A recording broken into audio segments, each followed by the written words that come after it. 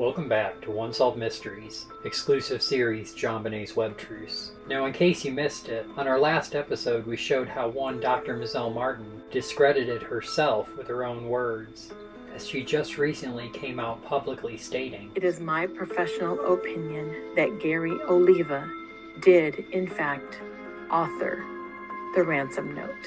While quite a few years earlier she was recorded saying, I personally believe that the mother wrote the note, but I believe she used her non-dominant hand. which in itself discredits her and her claims of having no preconceived notions or bias. However, there was something else Mozelle stated in their recent bombshell announcement that I believe we need to address. And that is that Cold Case Foundation member Dr. Mozelle Martin claims that she does not follow true crime cases nearly at all. And on tonight's episode, I will show you to what extent Ms. Martin will go to distance herself and any preconceived notions she may have from any case she is currently working on. But let us begin with Mozelle's most recent claim regarding the JonBenet Ramsey case. Hi, this is Dr. Mozelle Martin.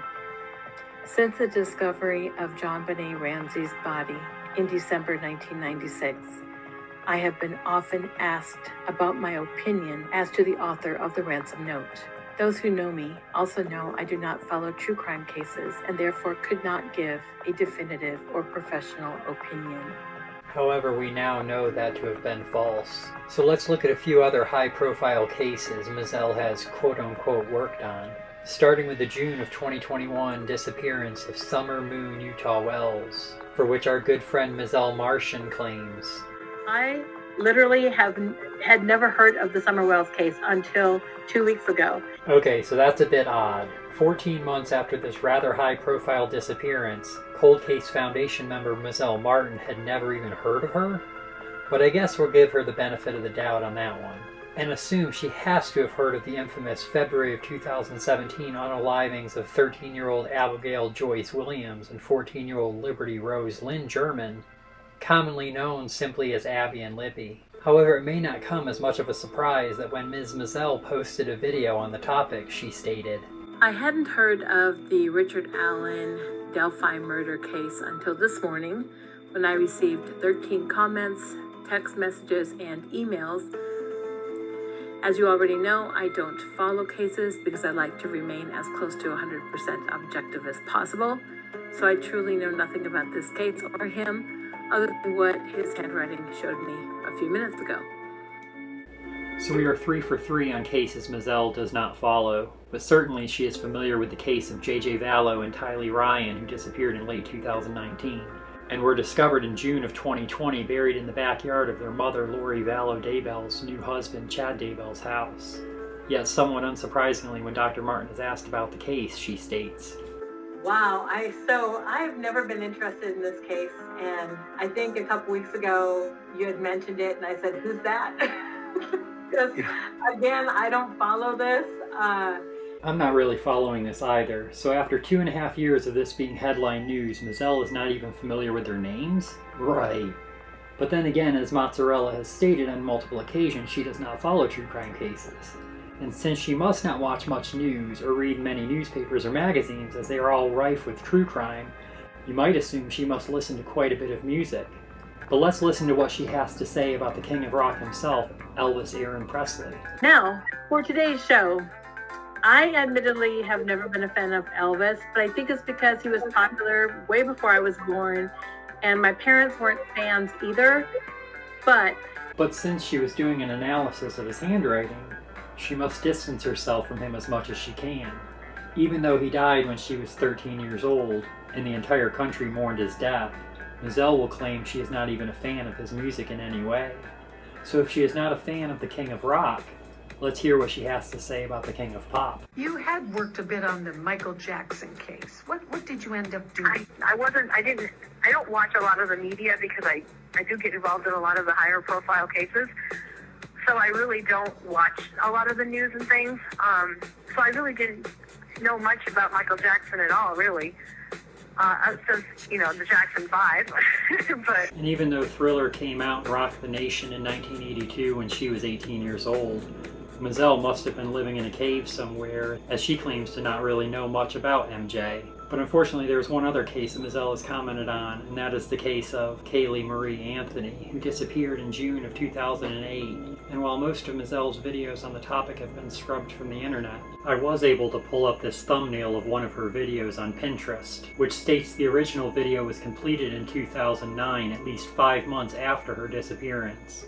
And even though I am not able to watch the original video, I'll bet you Ms. Martini says she was not familiar with the case until she was approached to work on it. Similar to what she just recently stated about the JonBenet Ramsey case. And we saw how that worked out. But to further exemplify my point, I found this July of 2022 interview Mozelle did with her good friend Dawn McCarty, where Mozelle states, Let's talk about the JonBenet Ramsey case. Did you ever look at that note? Well, as a matter of fact, I have. I even released an independent video speaking specifically about that note a few months ago. But let's see what her colleague Dawn McCarty has to say about it. It's been a long time, so I don't remember everything about it. So no, I don't think that I could speak to it. If I'd have known we were going to talk about it, I would have gone and refreshed, but I'll let you explain it. Maybe it'll remind me. Which is a perfect answer for her to have given under the circumstances. But Mozelle continues. So, for whatever reason, I've never had an interest in that case. Except for the fact that we have documented her speaking of the case on multiple occasions. However, we will let her continue as she states. But, I knew somebody, one of the PIs I work with a lot, the Ramsey family contacted him and asked him if I'd be willing to help with that case. So I was able to look at the note. So she wasn't at all interested in this case. However, she had looked at the note? But I didn't do it from a document examination perspective. I was really just interested in more of personality stuff. So I guess back in 2010 when she stated, When I did my, some of my little magic tricks, I would reverse things and put them over and do overlays and things like that, and with different lights. I guess she was looking for personality stuff, but she continues. I remember thinking back, because this was a long time ago, I remember my first thought was, I really believe that Patsy wrote it with her non-dominant hand. I don't know why, but that was the first thing that came to me. Perhaps that is because, as she stated back in 2010, she had done the comparison analysis. However, she continues. And I remember when I heard that she passed, I'm like, well, that was really convenient. And that was the only part I remember of the entire case, like just having those two thoughts.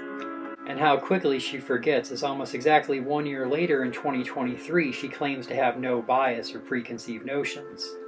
However, our good friend Dawn McCarty puts the icing on the cake when she states, I think I remember you telling me that was your opinion, because that seemed really familiar when you said that. So, yeah, that's interesting. So yeah, that is rather interesting, especially considering Mozelle recently tried using McCarty to vouch for her credibility. But I also recently came across this book by Mozelle Martin titled The House Call Analyst, Letter E, within which she lists multiple cases she has commentated on in the past, including the JonBenet Ramsey case. And this book was published back in August of 2021. So as far as I'm concerned, this Dr. Mozelle Martin is not to be trusted or believed on any case. But that is about enough on Ms. Mozelle Martin for now, as we have much bigger fish to fry. In particular, the sick puppy monster that we believe to be responsible for the vicious unaliving of JonBenet Ramsey on Christmas night of 1996, whom we have every intention to reveal the identity of publicly on Saturday, November 11th, 11/11/23. So make sure you are subscribed to the One Solved Mystery YouTube channel and join us on Saturday, 11/11/23 for the big reveal, because you won't want to miss this. Saturday, November 11th, 11/11/23.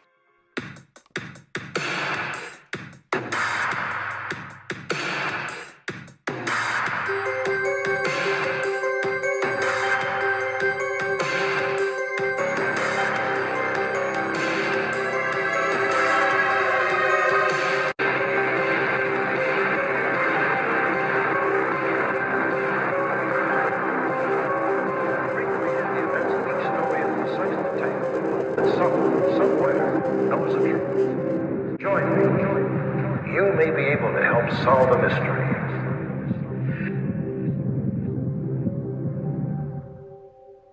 Saturday, November 11th, 11/11/23.